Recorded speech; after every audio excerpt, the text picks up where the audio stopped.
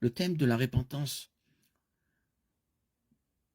se poursuit dans le Nouveau Testament, en commençant par Jean-Baptiste, Matthieu 3,2, puis par Jésus-Christ, Matthieu 4,17. Tous deux ont appelé les gens à se repentir de toute urgence parce que l'arrivée du royaume de Dieu était proche.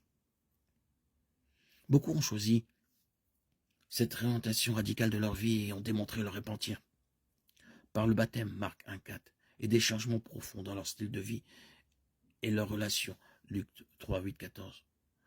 Produisez donc des fruits dignes de la repentance et ne vous mettez pas à dire en vous-même, nous avons Abraham pour père, car je vous déclare que de ces pierres-ci, Dieu peut susciter des enfants à Abraham. Déjà la cognée est mise à la racine des arbres, tout arbre donc qui ne produit pas de bons fruits est coupé et jeté au feu. La foule lui demandait, que ferons-nous donc? Il leur répondit, celui qui a 2 tuniques en fera part à celui qui n'en a pas, et celui qui a de la nourriture en fera autant. Les publicains aussi vinrent pour se faire baptiser et lui dire, maître, que ferons-nous? Il leur répondit, ne percevez rien au-delà de ce qui vous est permis de faire. Jean parut, baptisant dans le désert et proclamant un baptême de repentance pour la rémission des péchés. Marc 1,4.